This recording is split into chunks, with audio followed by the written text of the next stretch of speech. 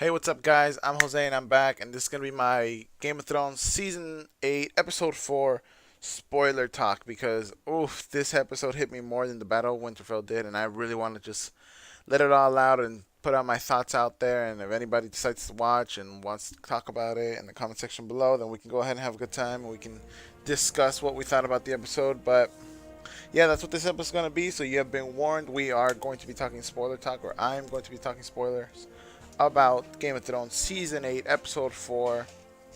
I believe it's called The Last Stark. I'm not entirely sure. But that's what we're going to talk. So you have been warned. It is spoiler filled. So get ready. Alright, so this episode hit me harder than the Battle of Winterfell did. The Battle of Winterfell. Okay, so, or the Long Night, whatever we're calling last week's episode. That was harsh. You know, I thought Brienne was gonna die. Noticed she was gonna die. I wasn't sure Jon was gonna make it out alive. Then it ends with on a high note. Arya comes in like freaking Batman, comes in out of nowhere and stealthy as hell, and then ends the Night King's life. And hooray, we have the celebration, right? And that's where this episode takes off, right? It just takes off right after the battle. And I thought, holy crap, this is awesome, right? This is great. What? No. Sorry, I'm jumping ahead. I completely forgot the first part, right?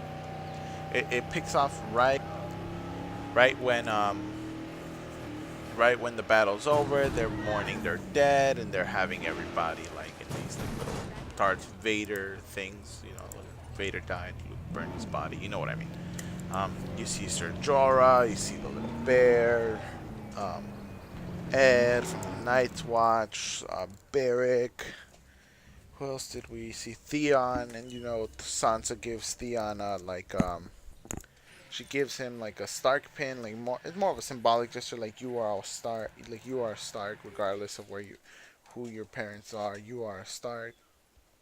And we got to see a lot of that for this, not a lot, but we saw another like similarities, like with Jon, and like oh you're still a Stark regardless of your parents, but you know, um, and that was pretty sad, you know, especially seeing I don't know, like the little bear. She was like my favorite character.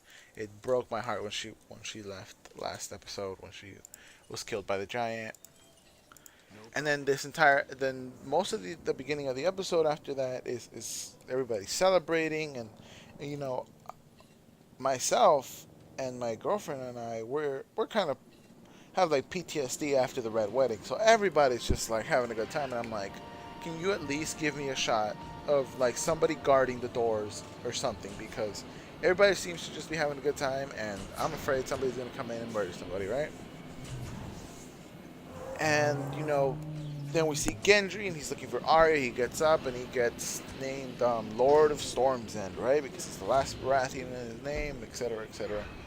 So I thought that was cool. You know, they legitimized him. He's no longer a bastard. He can have claim to his family land and whatnot and whatnot. I thought that was cool.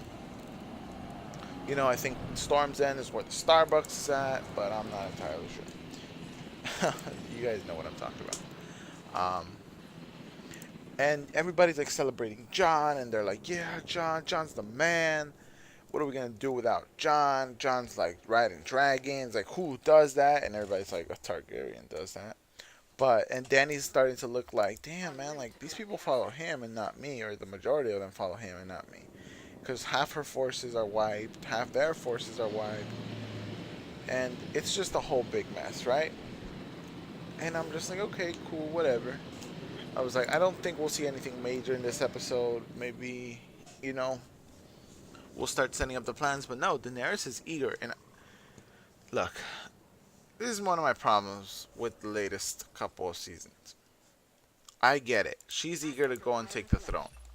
I get it. But Jon could have been like, no, hold up, chill out for a moment. But no, he just right away like, oh, we're gonna do what you command. She's not gonna do anything to you, Jon. Just chill out. Tell her to relax. Wait, rest your truth. But her stupidly, she decides against that, and she goes on. So now we're moving forward. Fine. So we get that whole scene with Jamie and Jamie and who is it? Jamie and Brienne. They finally do it. They hook up. Poor Tormund's left in tears. My friend Sergio, he's like, that's what hit me the most. He got friend zoned. and that was pretty fucked up because Tormund's actually like, you know, yo, girl, but I guess not. I guess she prefers Jamie. And I thought it was interesting that we didn't get to see Jon telling his sisters, well, mainly his sisters because Bran already knows, but we didn't get to see Jon telling his sisters that, hey, you know, like I'm a Targaryen, that's who I am. My name is Aegon, and that kind of blew. I kind of wish we would have seen that, but you know, he makes him swear, and then Sansa goes and fucking snitches. I hope she gets stitches because she shouldn't have told anybody. I don't know why she had to go and tell Tyrion, and everybody knows, or more people are finding out. And Varys is plotting against Daenerys, from what we got to see, or from what was alluded to. Varys is plotting against Daenerys because he favors Jon now that he knows, and that Jon's better for the realm and whatnot. And so then we have this whole scene with Jon and Tormund. I think that was really emotional because they're almost like brothers now, blood brothers, because they've shed blood together, fighting off the army. They lost people. They're family now, and you know, Tormund hugs Jon. He's like, I'm going back to the other side of the wall. He's like, I'm heading to Castle Black first. We're gonna stay there. Blah blah blah blah. Which I think is fitting. I think Jon should give them that side. Be like, you guys can have this land. You guys have earned your right for this. We no longer need this. And if we were to need it, who else than you guys to be on the front lines for whatever reason, right? I thought that would have been cool, but I don't know. Maybe we see that in some sort of epilogue, or maybe in the books. I don't know. Or maybe it is in the books and I don't know about it, right? So, where was I? Okay, I had to stop for a second here. Jon is saying goodbye, and he sees Ghost, and he doesn't go and pet him. What the hell?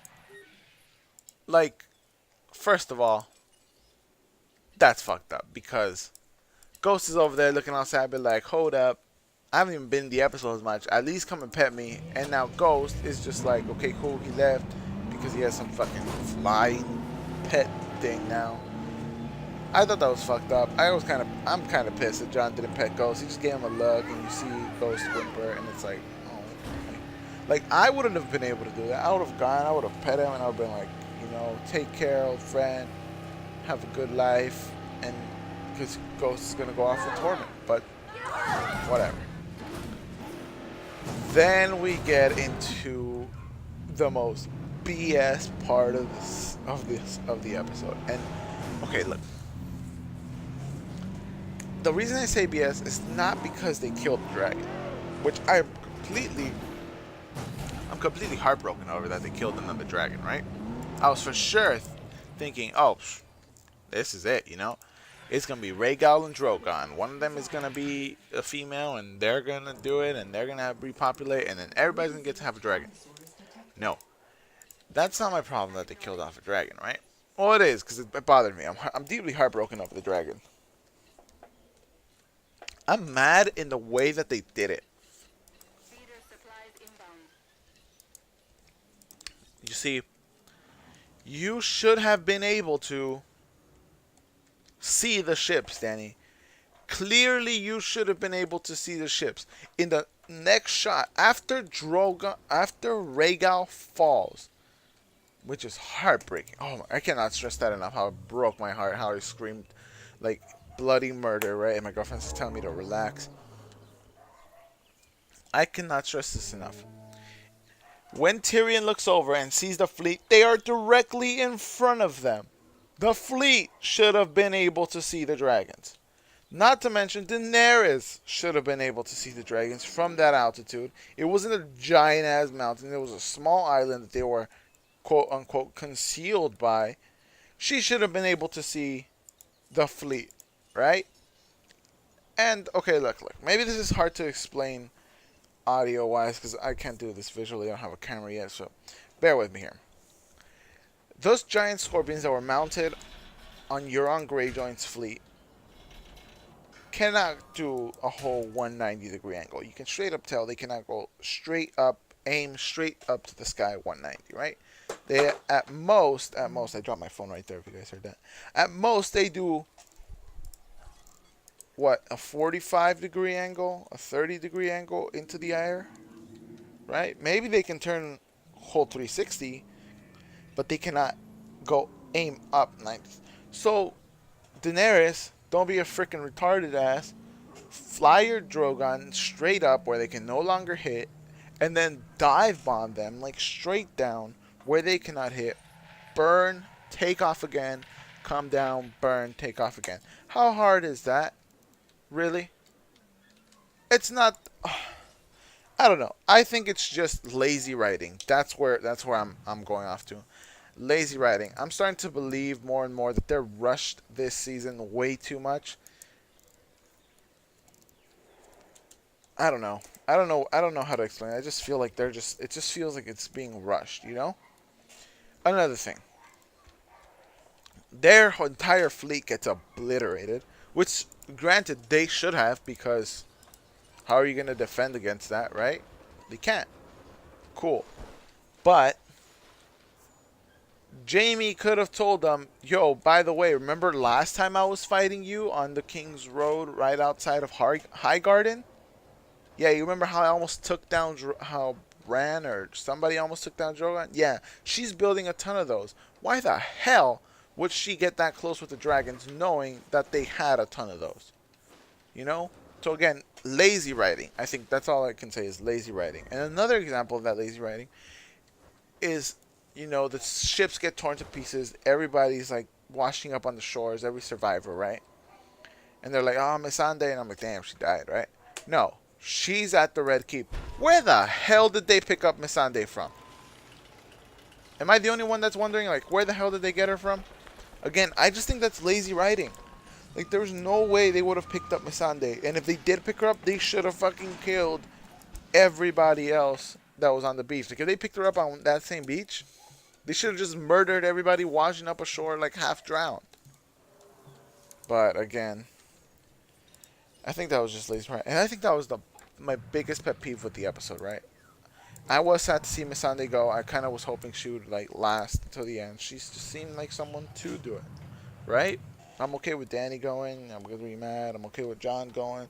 But Missandei's just been there for her homegirl, and she was a slave, and then she was free. At least give her a happy ending. But no. Cersei's like, any last words? Because Cersei's a bitch. Fuck that hoe. And then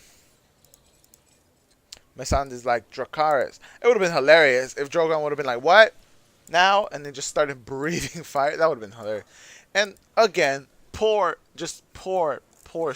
strategies. Poor strategies all around from Daenerys' team.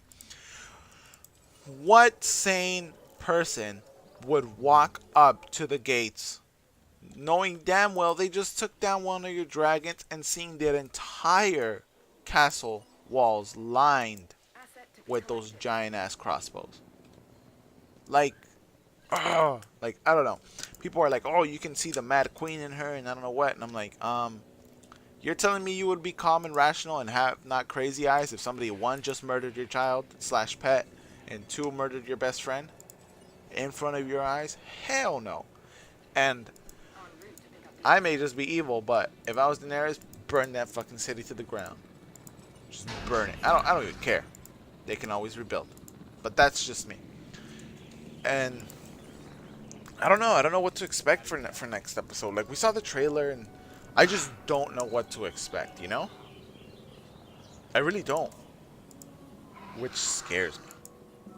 Because I'm so invested in this show and I don't know who's going to die next. Because, again, it's Game of Thrones. People are like, are just complaining about everything. But it's, I don't know. It's a good season. I just feel it's a little rushed so far, right? We have 2 episodes left. But other than that, I think that's it on my thoughts on this episode. I hope you guys have a nice day, and if you guys see this video and want to talk and have your theories and what's going to happen or what you thought about certain scenes and you guys want to talk about it, write down in the comment section below and I'll be sure to get back to you guys and we can have a nice discussion, because that's why I do this, because I want to talk to people, my hypothetical audience. That means you. But other than that, yeah, I'll see you guys later and you guys have a nice day.